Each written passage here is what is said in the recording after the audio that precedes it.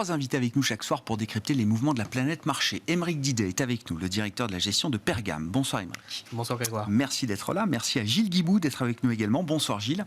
Bonsoir Grégoire. Ravi de vous retrouver. Vous êtes directeur des actions européennes d'AXA IM et avec nous également au plateau Damien Charlet. Bonsoir Damien. Bonsoir Grégoire. Merci beaucoup d'être avec nous. Ravi de vous accueillir dans ce studio. Vous êtes directeur de la gestion sous mandat de Mescart Asset Management. Damien, je commence avec vous. Commentaire libre sur la situation de marché qu'on connaît depuis le début de l'année. Je le disais, très favorable à l'Europe. Le 4e trimestre 2022 avait déjà été un trimestre marqué par la surperformance des actions européennes, dont le démarrage ou le redémarrage date de fin septembre, début octobre. On est donc dans la réactivation ou la poursuite de cette tendance sur les premières séances de l'année. On gagne en moyenne 1% par jour en 8 séances de marché. Ça va très vite. Ça va très vite, c'est un petit peu étonnant, c'est un retour d'optimisme. Après c'est vrai, une année 2022 où le scénario devenait de plus en plus noir au fur et à mesure que les mois passaient, avec des scénarios sur l'inflation notamment qui étaient très mauvais, qui sont aujourd'hui encore relativement mauvais, mais qui ont tendance quand même à s'améliorer. On voit un petit changement de discours de la part de certains économistes. À la vue des chiffres de l'inflation dans différents pays, où on voit qu'aux États-Unis ça ralentit, en Europe ça se stabilise. Les salaires, pour l'instant, même s'il y a de l'inflation, ça se dégrade moins aux États-Unis. Et comme on sait que les bourses fonctionnent beaucoup en tendance, et vous parliez de momentum, de tendance, mon ami.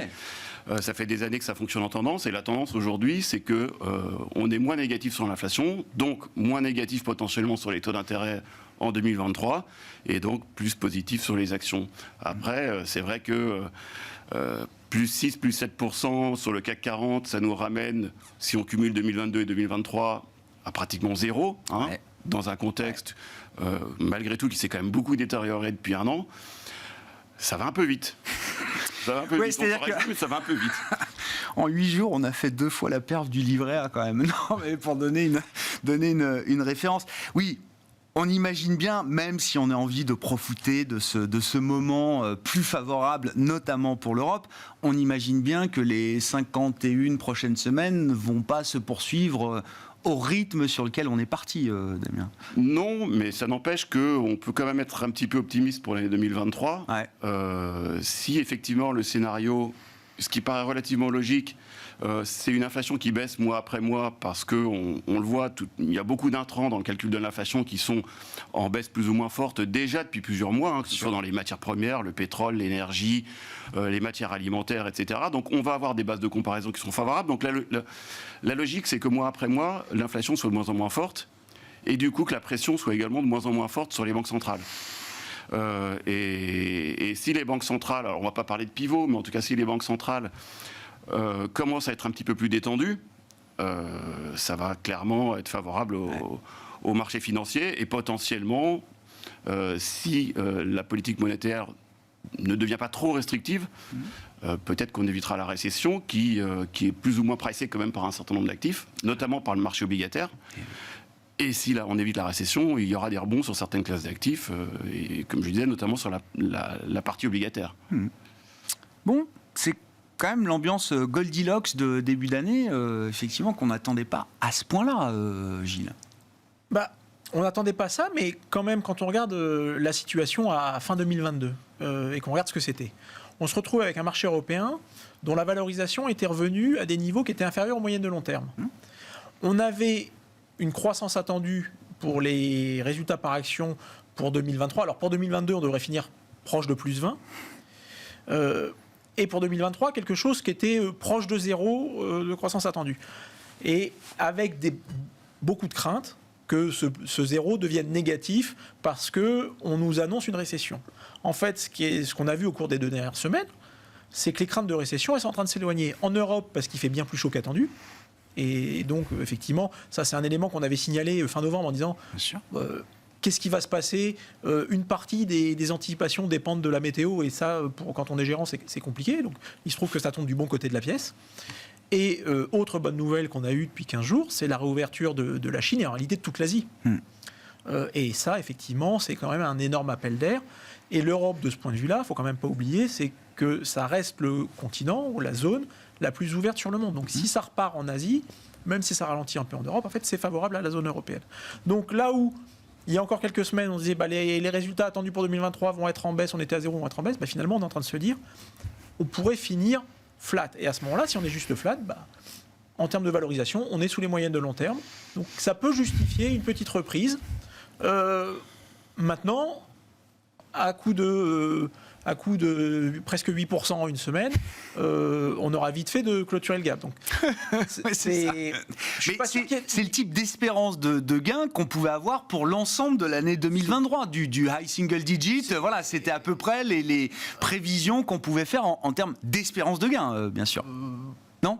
Oui, et je pense qu'on pouvait même être un peu en deçà de ça. Et même un peu en deçà, oui, bien sûr. Parce que si on tombait, et la messe n'est pas encore dite, mais si on devait effectivement rentrer en récession, à ce moment-là, on aurait des baisses de résultats qui pourraient justifier des baisses de titres. Donc la question qu'on peut se poser pour 2023, au-delà, c'est un peu différent, mais pour 2023, c'est la valorisation des marchés est OK. Donc le multiple de valorisation, il n'y a pas de raison qu'il bouge tellement, parce que sur les banques centrales, on voit bien que les taux pourraient un peu se tendre, parce que c'est ce qu'elles nous disent, tout simplement, mais que les bonnes nouvelles du côté de l'inflation pourraient faire en sorte que ça aille pas trop haut.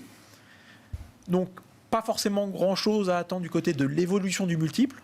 Et ça veut dire quoi ? Ça veut dire que l'élément qui devrait faire bouger les marchés à plus court terme, c'est la direction des révisions de résultats. Ouais. Et là où on pensait qu'elle serait négative, c'est plutôt positif. Donc l'année est encore longue. À partir de la fin du premier semestre, on va avoir des effets de base qui vont devenir négatifs sur un certain nombre de paramètres. Le prix de l'énergie. Si on devait rester sur ces niveaux-là, sur le prix de l'énergie, ce à quoi personne ne croit, mais comme tout le monde se trompe tout le temps, il ne faut pas l'exclure. Si le prix de l'énergie, le prix moyen du pétrole en 2022, c'est $95, donc à 80, c'est bien pour la consommation, mais ça devient négatif pour un certain nombre de sociétés d'énergie. Et le dollar, qui avait un prix moyen, un niveau à 1,03 en moyenne, si on devait être à 1,07 et qu'il devait continuer à monter, ça sera un facteur négatif pour un certain nombre d'entreprises qui ont quand même vu leur croissance dopée par la faiblesse du dollar. Par la force du dollar l'an dernier. La force du dollar, oui, bien sûr. Oui. Donc voilà, on aura d'autres éléments à regarder au cours de l'année. Ouais. Aymeric, vos commentaires sur ce début d'année. Est-ce qu'il y a des bonnes nouvelles qu'on peut extrapoler ou qu'on peut chercher à extrapoler ? Est-ce qu'il faut se méfier quand même de encore une fois, de cette ambiance parfaite, idéale dans laquelle on baigne depuis quelques jours ? Oui, on a eu un changement de paradigme très fort, mais aussi avec quelques sous-jacents quand même qui sont fondamentaux, qui sont importants de noter. La première, c'est qu'on a vraiment depuis 2 mois, on a des chiffres d'inflation qui sont quand même en train de diminuer. Ça, c'est la première chose. La deuxième, c'est que pendant l'année 2022, on a eu quand même une remontée des taux de la part de la Banque centrale, notamment américaine, incroyable. On n'a jamais eu une remontée des taux telle en si peu de temps. Donc aujourd'hui, on estime aussi que 80% du chemin est déjà fait. Donc on arrive à la fin de cette histoire-là. Et aujourd'hui, avec des rendements qui sont déjà élevés, donc du coût de portage qui permet de subir s'il y a encore des hausses de taux à venir, quelques hausses de taux. Donc ça permet d'avoir un scénario déjà plus positif pour cette année. La cerise sur le gâteau, c'est évidemment la réouverture de la Chine, qui est une très bonne nouvelle au niveau international. Donc on a eu cette conjonction de facteurs qui est très bonne pour l'Europe, donc qui explique que l'Europe marche bien. Ça, c'est vraiment le point important, et je vais insister sur ce point parce que c'est pas la même chose de l'autre côté de l'Atlantique. Ah non. Parce que les marchés américains et le marché mondial des actions, lui, il n'est pas du tout en hausse de 7 à 8%. Non. On est aujourd'hui sur des hausses plutôt entre 2 et 3%, grand maximum au niveau mondial, et tout juste positif sur le Nasdaq. Donc, faut remettre un tout petit peu le contexte. On a aussi en Europe et en France particulièrement une polarisation très forte avec les valeurs du luxe qui sont évidemment bien gérées, on en parlera tout à l'heure, mais surtout qui profitent à fond potentiellement, en tout cas qui sont très sensibles à la réouverture de la Chine. Donc ces phénomènes-là ont poussé les indices, notamment le CAC 40, très vite, très fort en haut. On le voit d'ailleurs avec l'indice Small Cap, le CAC Small, lui, il n'est pas du tout plus 8 depuis le début de l'année. Donc on a cette polarisation très forte qui explique la composition sectorielle de nos indices et notamment du CAC explique en grande partie aussi cette surperformance. C'est pas que la France est booming, quoi. Non, et puis, mais c'est une tendance de fond quand même, parce que s'il y a eu une polarisation avec les valeurs de luxe qui sont si importantes dans l'indice, c'est parce qu'elles ont surperformé aussi fortement ces dernières années. Donc il ne faut pas non plus l'exclure et se priver d'être présent sur ce secteur-là, qui aujourd'hui, si on veut être présent en France, et qu'on veut participer à l'économie française, à la croissance de l'économie française, on doit être présent sur ces valeurs-là. Bon, si, allons-y sur LVMH, oui. LVMH au plus haut historique. Je pense que Hermès doit pas être très loin. Kering a encore un peu plus de chemin à faire, sans doute. C'est celle dans le groupe des 3 valeurs de luxe. On peut rajouter L'Oréal également, qui est peut-être encore la plus en retard. Ça aura mis 6 mois. Enfin voilà, il y a eu un moins 20 quand même sur ces valeurs, même peut-être plus, moins 30, moins 40 pour du Hermès. Mais ces valeurs-là, ces groupes-là montrent qu'en 6 mois, ils sont capables de revenir là où ils étaient auparavant. Incroyable. C'est-à-dire sur des plus hauts historiques. Exactement, des effets de change aussi qui sont très positifs aussi pour le groupe, une activité qui est très bonne, une société qui est très bien gérée. On parle souvent de ESG avec tout ce qui va avec. La gouvernance d'une société, c'est très important et on le voit avec les différentes sociétés du luxe. Une Kering par rapport à une LVMH. La direction d'LVMH a su prendre plein de virages stratégiques qui ont été très profitables pour le groupe. Ça ne veut pas dire que Kering est mal géré, attention. Kering est très très bien géré. Mais LVMH a pris plein de virages, a su diversifier aussi également son portefeuille de marques, ses activités, investir, continuer à investir, y compris pendant les périodes de crise. Donc ça aujourd'hui, ils en récupèrent les bénéfices. Et le VMH, c'est aussi une société qui ne distribue pas forcément tout son bénéfice, qui a un taux de distribution pas forcément extrêmement élevé, et qui sait aujourd'hui, qui démontre en tout cas leur capacité à avoir su gérer les crises, à avoir su se serrer un petit peu la ceinture quand c'était compliqué, et par contre aller très vite chercher les investisseurs, les consommateurs là où ils étaient, ça c'est une première chose, et être très réactif par rapport à la demande. Donc ça c'est les grandes forces d'LVMH. Aujourd'hui, c'est ce qui a fait remonter le titre sur les plus hauts. Par contre, attention, on est aujourd'hui sur les plus hauts sur LVMH, les multiples de valorisation sont aussi sur les plus hauts, et en plus, on va avoir les comparables par rapport à l'année dernière. Donc le T1 d'LVMH risque d'être un tout petit peu compliqué quand même à battre. Mais par contre, ça reste une super belle valeur, donc à détenir dans les portefeuilles. C'est juste après de la gestion de position, de savoir de temps en temps être fortement pondéré sur le site, et de temps en temps savoir rebaisser sa pondération sur le titre. Et c'est là où on peut extraire de la performance et extraire de la valeur dans la gestion des positions. Et là, vous dites qu'il est plutôt temps de réduire la pondération d'un LVMH. Telle hausse sur le début de l'année, oui, on adore, oui, c'est très bien géré, les décisions sont bonnes, mais par contre, à ce niveau de valorisation, on profite au contraire du niveau pour réalléger légèrement un tiers de la position, et on garde quand même une belle exposition parce que, encore une fois, c'est une société qui est très très bien gérée.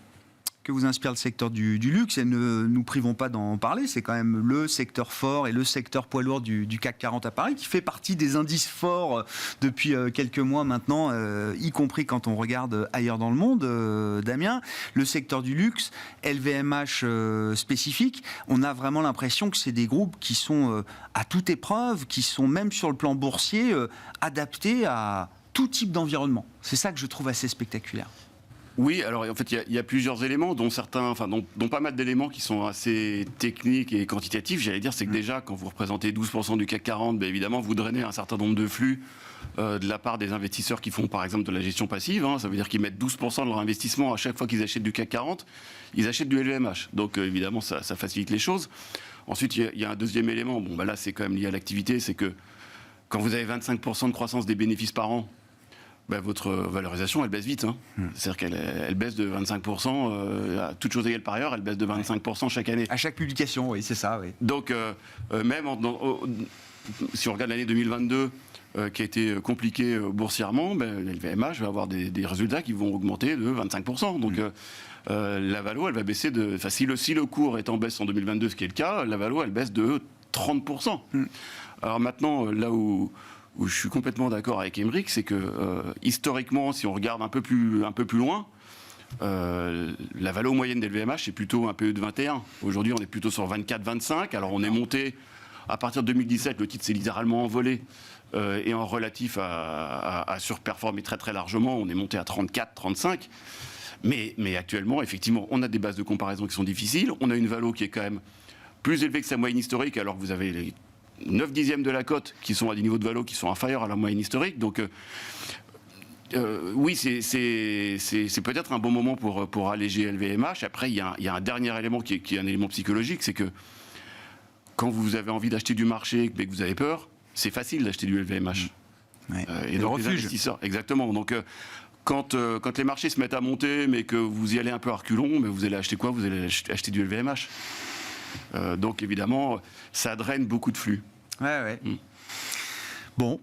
C'est quoi la faiblesse ou le risque le risque opérationnel et boursier sur un titre comme LVMH aujourd'hui, Gilles? Le risque, c'est un risque qui peut être un risque un peu systémique et qui n'est pas forcément lié à la société. La société, ça a été dit, elle est extrêmement bien gérée. C'est pas une marque. Alors c'est vrai qu'il y a une marque qui est plus forte que les autres, mais en réalité, à côté de Louis Vuitton, on voit que Dior a des croissances absolument phénoménales, que Fendi est maintenant également une marque importante. Donc aujourd'hui, le portefeuille a été très largement enrichi. C'est pas uniquement du luxe, c'est aussi des spiritueux. Donc le risque, pour moi, il serait plutôt lié à un élément exogène et systémique qui serait, à un moment donné, s'il devait y avoir, en faisant de la pure fiction, mais si demain on devait avoir une attaque, une invasion de Taïwan par la Chine, oui, il y aurait très certainement des répercussions et ça serait le premier titre qui serait vendu parce que, alors, ça serait inimaginable de faire ce qui a été fait avec la Russie, mais pourquoi? Parce que c'est la Chine. Il y a eu un conflit géopolitique impliquant quand même un pays qui s'appelle la Russie. Oui, mais je crois que les Russes sont quand même consommateurs de matières premières de luxe, mais pas autant que les Chinois. C'est pas le même poids que les Chinois et que si demain on devait se dire, et ça sera pas le cas, c'est difficilement envisageable. Parce que, encore une fois, la Russie, c'était en moyenne, pour les sociétés les plus exposées, ça ne dépassait pas les 10% du chiffre d'affaires. La Chine, on a des... En comptant les achats à l'étranger, faits par les Russes à l'étranger, c'était quand même relativement limité. Sur la Chine, ça peut monter à plus de 30%. Donc on n'est pas du tout dans le même ordre de grandeur. Donc si on avait un choc de ce type-là, d'abord, les réponses seraient sans doute pas les mêmes, mais la première réaction, ce serait sans doute une vente de tous les titres exposés à la Chine. Voilà. Est-ce qu'on peut faire quelque chose contre ça? Dire la peur évite pas le danger, et donc ça veut dire que il faut l'avoir en tête, il faut le savoir. Est-ce que pour autant on va vendre toutes nos LVMH? Sans doute non, parce que peut-être que ça n'arrivera jamais, et donc à ce moment-là on se priverait d'une très belle croissance. Maintenant, ça veut dire que, et là je rejoins ce qui a été dit, il faut être attentif quand même à la pondération que ça représente dans un portefeuille. Il ne faut pas mettre que ça. Ouais. Dans le risque chinois, alors je comprends le risque systémique, etc. Après, ça peut être une autre nature. Mais est-ce qu'il n'y a pas même un risque sur la consommation en tant que telle des Chinois, avec une nouvelle génération de Chinois qui a de l'appétit pour ces produits, pour ces marques occidentales? Je comprends évidemment la valeur qui a été créée dans des marques comme Louis Vuitton, pour notamment une population comme la population chinoise. Je vois quand même que, par exemple, dans le domaine des équipements sportifs, Nike, Adidas sont très fortement challengés aujourd'hui par des marques chinoises qui offrent également ce statut, ou en tout cas cette valeur statutaire recherchée par le consommateur chinois, qu'il trouve aujourd'hui dans des marques nationales, domestiques chinoises. On ne peut pas l'exclure, mais d'abord c'est quelque chose qui sera sans doute plus lent. Les ressorts des consommations du luxe, des consommateurs du luxe, ne sont pas exactement les mêmes. Et que derrière, il faut quand même construire une marque de luxe, ça prend du temps. Oui. On a eu des essais. Je regarde certaines sociétés européennes qui s'y sont testées.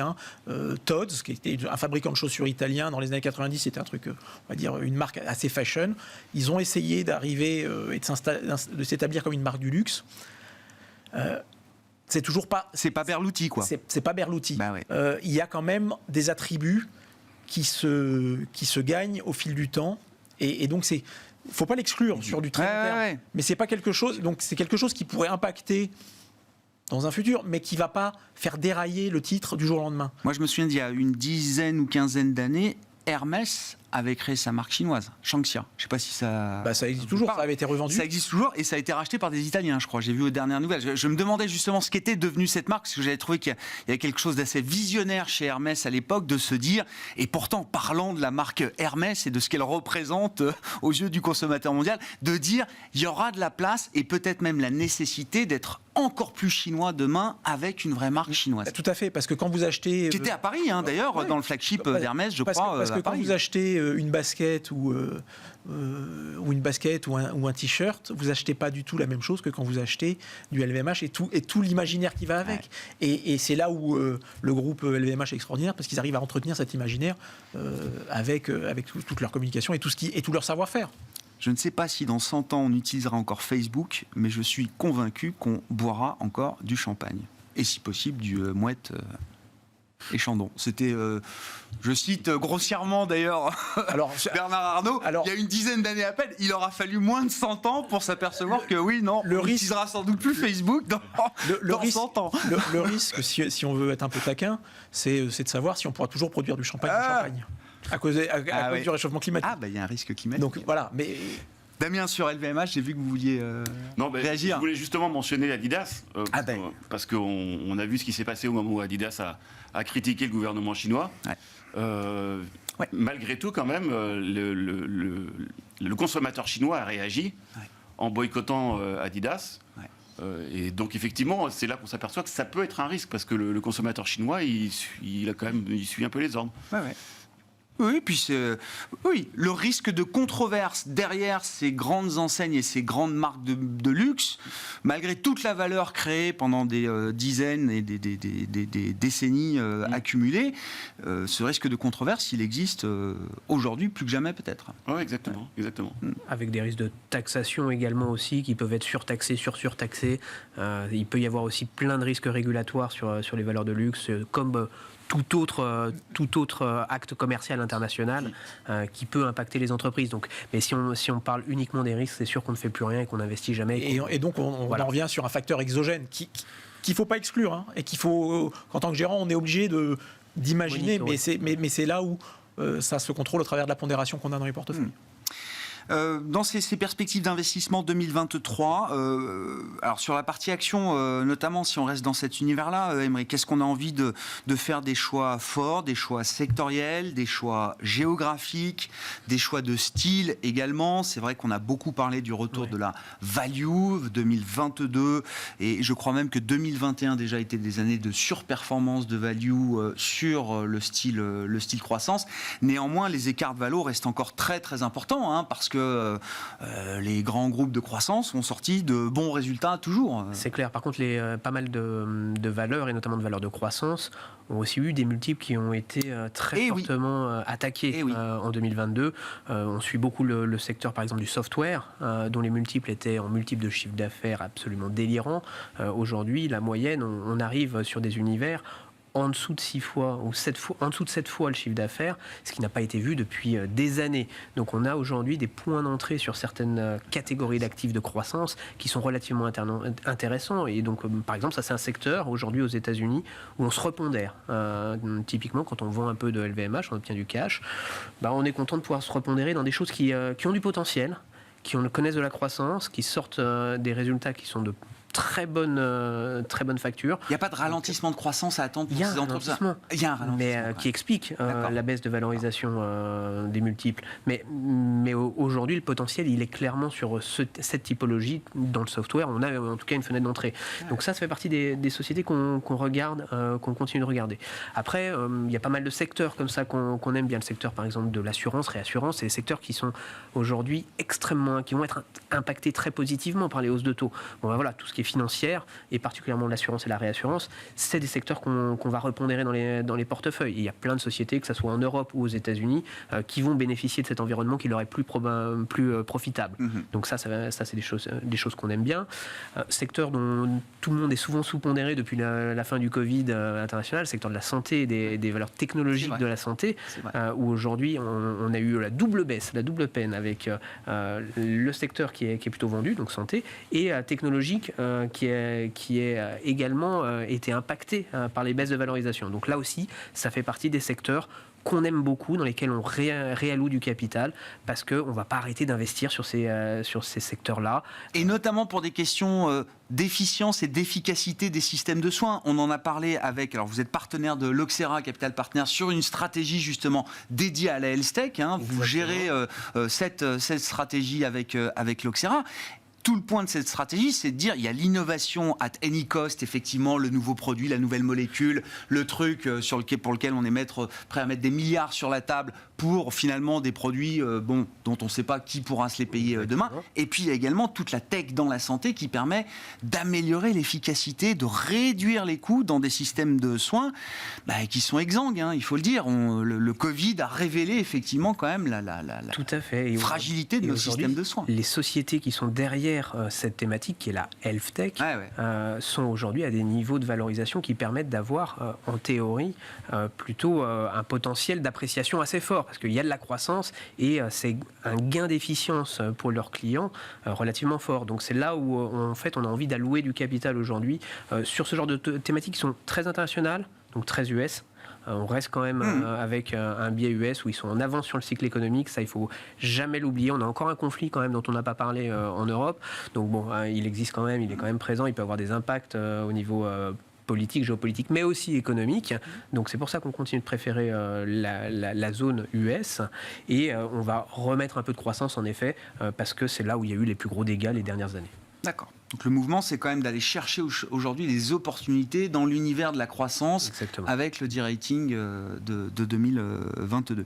Comment on organise les stratégies et les mandats pour les clients privés, notamment Damien, partant de l'idée qu'il n'y a pas que les actions, et avant même les actions, il y a tout l'univers du monétaire et du fixed income qui s'est réouvert, en tout cas qui visiblement offre un certain nombre d'opportunités aujourd'hui. Bond is back, tout le monde l'a écrit, tout le monde l'a dit. Est-ce que c'est un océan d'opportunités, il n'y a qu'à se baisser pour faire son marché, ou est-ce qu'on a envie quand même de choisir des opportunités spécifiques là, dans cet environnement? Un océan d'opportunités. Disons que pour acheter des obligations, en tant qu'investisseur européen, on a quand même envie de se focaliser sur la zone euro. Pour une raison principale déjà, le marché obligataire européen est très profond et très très large, donc on peut largement trouver notre bonheur. Et la deuxième chose, c'est qu'on n'a pas envie de perdre une partie du rendement avec un risque de change. Bon. En fait, les rendements, par exemple, de la zone euro, qui facialement paraissent un peu inférieurs au rendement de la zone US, si vous couvrez contre le change, vous obtenez le même rendement. Donc on se focalise sur la zone euro. Et ensuite, effectivement, nous aujourd'hui, si on doit augmenter le risque, et c'est ce qu'on fait depuis 6 mois, on l'augmente sur la partie obligataire plus que sur la partie action. Parce que l'opportunité sur le marché obligataire nous paraît, j'allais dire, beaucoup plus évidente que sur le marché action à court terme en tout cas. Première raison, c'est que les taux évidemment ont très largement augmenté et ça s'est accompagné d'une très nette augmentation de la prime de risque. La prime de risque, c'est le supplément de rendement qui est exigé par un investisseur pour prêter à un investisseur privé. Ce qui fait que, évidemment, après une très mauvaise année 2022 sur le marché obligataire, on a aujourd'hui des obligations sur l'investment grade qui vous rapporte pas loin de 4% et sur le high yield qui vous rapporte autour de 7%. Donc, comme Émeric l'a mentionné tout à l'heure, un rendement qui est très élevé et qui vous permet de faire face éventuellement à des mauvaises surprises sur des éventuelles poursuites de la hausse des taux. Et la deuxième chose, c'est que le scénario, c'est plutôt une baisse de l'inflation. Donc, effectivement, peut-être pas une baisse des taux d'intérêt d'État. Mais en revanche, si on devient un peu plus positif sur le scénario économique, comme ça semble être le cas aujourd'hui, la prime de risque, elle doit baisser. Et c'est là où peut-être nous, on se différencie un petit peu par rapport à ce qu'on a généralement, ce qu'on entend généralement sur le marché obligataire, c'est que nous, on privilégie plutôt le haut rendement par rapport à l'investment grade. Intéressant. Parce que l'investment grade, évidemment, c'est théoriquement moins risqué, sauf que on a vu qu'en 2022, on a perdu plus sur l'investment grade que sur le high yield. Mais surtout, en fait, si on n'a pas un scénario noir sur l'économie, ça veut dire quoi? Ça veut dire que, si on n'a pas un scénario noir et qu'en même temps, on estime que les taux d'intérêt d'État vont pas baisser beaucoup, là où il y a à gagner, c'est à la fois sur le portage et deuxièmement sur la baisse des primes de risque. Donc, si on n'a pas un scénario noir, ça sera beaucoup plus rentable d'avoir du haut rendement que d'avoir de l'investment grade. Et à partir de quand est-ce que on passera d'un moment obligataire à un moment action, selon vous, du coup, Damien? Là, j'allais dire c'est un petit peu plus consensuel, mais le risque sur la partie action, c'est qu'il y ait des révisions à la baisse au moment des publications de résultats au premier trimestre. On envisageait ce risque au deuxième trimestre 2022, il n'est pas arrivé. Au troisième trimestre 2022, il n'est pas arrivé. Et au quatrième trimestre 2022, quand on discute avec les entreprises, ça ne paraît pas complètement évident qu'il va y avoir des mauvaises surprises sur les bénéfices. Donc, on va voir, mais en tout cas, sur les mandats, on préfère pas non plus mettre des risques partout en même temps. Donc pour l'instant, on augmente la part de risque sur la partie obligataire. Sur la partie action, si je devais faire un choix, ou si je devais choisir 2 thématiques, ça serait les small et mid cap. Ah, le Et ça serait rattrapage, l'Asie. enfin. Ah oui. Ouais. Et pourquoi les small et mid cap? Alors, c'est intéressant le point sur les small et mid cap parce que Émeric le disait, l'écart avec les larges est historique en termes de performance, en termes de décote. Enfin, il y a quelques années, on traitait les small avec une prime de 10, 15, 20% par rapport aux larges. Aujourd'hui, c'est une décote peut-être du même ordre encore par rapport aux large cap. Absolument. Alors, il faut aussi faire attention à une chose, c'est que la décote qu'on calcule aujourd'hui sur les mid cap, elle se compare à un indice qui a été complètement déformé par le secteur du luxe. Donc, oui, donc en fait, la décote faciale que vous avez sur les mid et small qui comportent finalement assez peu de luxe, elle est augmentée artificiellement par la déformation du CAC 40. Si vous regardez l'Allemagne, par exemple, la décote n'est pas beaucoup plus élevée aujourd'hui par rapport à un indice allemand plus large. Mais effectivement, les small caps sont très en retard et on sait très bien que les small caps, il y a aussi une problématique de flux et que quand il y a une crise, quand les gens veulent sortir du marché et qu'ils veulent sortir du small cap, c'est un peu plus difficile. Et donc, elles baissent beaucoup plus quand il y a des craintes sur l'économie que les large caps. Et pourquoi là, sur ce début d'année, alors qu'on a l'impression que le vent arrière est porteur comme jamais, enfin on voit des dossiers comme Atos, Orpea là, qui s'envolent sur les premiers... Et le compartiment small cap, les indices en tout cas, sont en hausse, mais voilà, restent plusieurs points en retard par rapport aux indices larges. Il faut attendre qu'il y ait un peu plus de sérénité malgré tout. Là, on est en train de parler d'un scénario qui s'améliore, mais on va quand même rappeler qu'on est à 9% d'inflation, que la récession, elle est quand même pas non plus complètement... On n'est pas complètement sorti de l'auberge. On va pas tirer un trait sur ce mot de vocabulaire encore. On va pas être non plus complètement béat devant les 6% de hausse du marché sur les 10 premiers jours. Il y a quand même pas mal de risques qui subsistent. Ouais. Gilles, peut-être pour finir pour ajouter sur les small caps, faut quand même pas oublier que la performance des small caps, elle avait été quand même très largement dopée par l'environnement obligataire qui en fait avait poussé à la prise de risque. Oui. Donc c'est quand même des proxys de l'appétit au risque. Avec les taux qui remontent, c'est normal que la valorisation des small caps revienne sur des niveaux qui sont plus en ligne avec leur propre moyenne. Donc c'est vrai qu'aujourd'hui, on a retrouvé des niveaux sur les small caps qui sont en ligne, voire très légèrement inférieurs par rapport au niveau européen, par rapport au large cap. Mais ça s'explique assez facilement aussi par les phénomènes de flux. Parce qu'il y avait un certain nombre de géants dont ce n'était pas le métier, qui, pour booster la performance, en avaient acheté et qui, aujourd'hui, dans un moment où il y a un peu plus d'incertitude, sont prêts à vendre. Il ne faut pas sous-estimer ces phénomènes de flux. Et ce qu'on voit en ce début d'année, c'est quelque chose qu'on avait signalé le mois dernier. C'est qu'il y avait un consensus négatif sur l'Europe, en disant l'Europe, c'est la moins bonne des zones. Ce qui fait qu'on avait quand même une pondération de l'ensemble des investisseurs internationaux qui était quand même assez légère sur toute l'Europe. Couplé à un niveau de dollar qui était très fort, il n'était pas forcément complètement idiot pour un investisseur non-euro de se dire, en fait, je rentre sur un marché qui est décoté et potentiellement avec une devise qui peut remonter, puisque en fait, on est en train de voir que le cycle de hausse de taux est en train de s'accélérer en Europe. Donc, on a quand même un phénomène de flux et qui explique aussi la très bonne performance du coup d'un LVMH qui est la première capitalisation. Donc, c'est aussi un peu ce à quoi on est en train d'assister, c'est qu'on va voir dans une semaine ou 10 jours qu'en fait, on a eu des flux acheteurs, ce qu'on n'avait pas eu en Europe. Pour la première fois depuis un an. Voilà. Donc, faut pas sous-estimer ces phénomènes de flux qui, à court terme, sont quand même ceux qui peuvent impacter le marché. Et alors, les small et mid cap vont en profiter ? Les small et mid cap, à partir du moment où on sera dans un environnement plus stabilisé, devraient pouvoir en profiter. Effectivement, on a des niveaux de valorisation qui redeviennent attractifs. Maintenant, on a encore cet inconnu sur l'économie. Donc, il est pas plus tard que la semaine dernière, ce qu'on disait, c'est de dire oui, on revient sur des niveaux intéressants. On est plutôt dans une stratégie d'accumulation. Parce qu'on ne sait pas si effectivement on a complètement passé le creux. Dire, il faut juste avoir une stratégie d'accumulation. On en achète un petit peu régulièrement. Voilà, régulièrement, en se disant... On ne connaît pas le point d'entrée idéal. Effectivement, alors moi j'ai la référence sur l'Italie, parce que j'ai un fonds sur l'Italie, mais les performances small cap sur l'Italie, c'est par rapport au large cap, c'est moins 13% en 4 mois.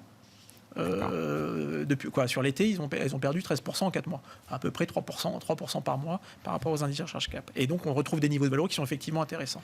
Donc quand on regarde aujourd'hui sur qu'est-ce qu'on doit faire dans les portefeuilles, ou ce qu'on essaye de faire, c'est de se dire la même chose en réalité qu'il y a 2 ans, et pas pour les mêmes raisons. C'est qu'il y a 2 ans, en disant attention, les primes étaient bien trop élevées, donc attention aux valeurs de croissance qui vont être amenées à corriger quand les banques centrales vont normaliser leur politique monétaire. On ne savait pas quand. Et donc on se dit, de toute façon, il faut le faire avant parce qu'après ce sera trop tard. Donc on voulait des portefeuilles équilibrés qui ne soient pas uniquement des titres de croissance, et donc on voulait avoir quelques titres bancaires. Aujourd'hui, on a corrigé une partie de cet écart, pas complètement, il en reste un tout petit peu. Maintenant, on pense qu'il est encore trop tôt pour reprendre un biais trop marqué, parce qu'on voit bien qu'on ne sait pas de quel côté la pièce va tomber. Est-ce qu'on repart en croissance? Est-ce qu'il n'y a pas de récession? Et donc aujourd'hui, il nous semble qu'il y a encore de la valeur à trouver dans le secteur value. Le secteur bancaire est un des secteurs qui, depuis 3 mois, est celui qui enregistre les plus fortes révisions à la hausse. Et sur lequel on a le plus de visibilité sur la croissance des résultats en 2023, ne serait-ce que parce que les marges d'intérêt... Alors, ce n'est pas tout à fait vrai pour les banques françaises à cause des livrets garantis. Mais pour les banques européennes, on rencontrait Intesa il n'y a pas très longtemps, ils nous signalaient que les marges d'intérêt en 2023 seront, avec un Euribor à 2%, devraient être de l'ordre de 11 milliards. Elles étaient à 9 milliards en 2022. Et chaque 50 centimes de hausse rajoute 500 millions. Donc rien qu'à cause de la hausse des marges d'intérêt, vous avez une augmentation qui va directement sur le résultat net. Très clair. Vous rajoutez quasiment 2 milliards. Le résultat net de Intesa l'an dernier, c'était 4 milliards. Donc potentiellement, vous avez 50% de résultat en plus. C'est mécanique. Et ça, vous l'avez sur l'ensemble des hauts. Un peu moins sur les banques purement françaises. Et ça, c'est pas purement reflété dans les cours de bourse de ces valeurs aujourd'hui. Je sais parce que le calcul a l'air tellement quand vous regardez mécanique, automatique. Je me dis, le marché, s'il est efficient, il doit le... En PE instantané, pas tellement encore, puisqu'elle reste sur des niveaux très bas. Ouais. C'est vrai qu'en termes de prix sur fonds propres, elles ont commencé à se revaloriser. Mais il nous semble qu'à ce stade, avoir de la visibilité sur 2023, c'est pas mal. Et donc, on aime bien acheter cette visibilité. Vous évoquiez l'Asie aussi, Damien. C'est quoi l'idée en Asie pour vous? C'est la Chine avant tout? C'est les valos qui sont peut-être pas chers? L'idée, oui, c'est basique. C'est que la Chine sous-performe depuis 3 ans de manière assez notable. En grande partie, je vais dire, par la faute du gouvernement qui a freiné lui-même son économie. Maintenant, il se rend bien compte qu'il a besoin de plus de croissance que ce qu'il enregistre. On a vu le retournement assez spectaculaire sur la politique zéro Covid que personne n'attendait comme ça en une semaine. L'idée, c'est qu'ils font de la relance et ils peuvent le faire parce qu'ils n'ont pas beaucoup d'inflation. Ils ont pratiquement 0 inflation, donc ils peuvent faire de la relance. Ils ont les moyens de la faire. Ils veulent avoir plus de croissance et potentiellement ils vont libérer aussi un peu les contraintes qu'ils ont mises sur pas mal d'entreprises. Donc potentiellement on peut avoir un retour de croissance des bénéfices des entreprises alors que les valos sont pas très très élevés. Donc il peut y avoir un bon rattrapage de la zone Asie. Ouais. Bon, sur ces idées, small cap notamment, je sais pas, c'est quelque chose qui vous intéresse ou pas, Aymeric? C'est vrai qu'encore une fois, la sous-performance est quand même encore assez nette. Oui, historiquement, les small cap ont tendance à plutôt être positives et surperformer sur la première partie de l'année. Ça, c'est l'historique qui nous le donne. Donc on en a un petit peu, on continue, on reste dessus. Mais c'est vrai qu'on rejoint, moi je rejoins sur 2 thématiques qui ont été données par Damien. La première, c'est le high yield. Oui, ça vaut vraiment le coup pour nous, c'est assez historique. Quand on a vécu les crises 2008 ou 2011, où il y a eu derrière des surperformances exceptionnelles du haut rendement. Et puis on se souvient qu'il y a aujourd'hui un champion du monde qui est les banques centrales qui sont là pour sauver le risque principal d'explosion du système. Donc si on croit à ce scénario qui peut être un peu moins bleu que ce qu'on a aujourd'hui, un peu moins vert, mais clairement un scénario qui pourrait être médian, voire même négatif, si on n'a pas le scénario noir et ultra noir, on peut aller sur cette classe d'actifs qui recèle aujourd'hui de valeur et de portage obligataire, et ça c'est génial. Et la Chine et l'Asie, oui, c'est un game changer assez important. Vous le disiez tout à l'heure. pour nous, ça vaut vraiment le coup de se repondérer sur la zone. En tout cas, d'essayer. Là, pour le coup, on le fait avec de l'ETF ou avec des spécialistes sur la zone, pour être mobile, rapide et pouvoir entrer, sortir assez rapidement. Merci beaucoup, messieurs. Merci d'avoir été les invités de Planète Marché ce soir. Aymeric Didel, directeur de la gestion de Pergame, Gilles Guibou, directeur des actions européennes d'AXA IM, et Damien Charlet, directeur de la gestion sous mandat de Mescart Asset Management, étaient les invités de Planète Marché.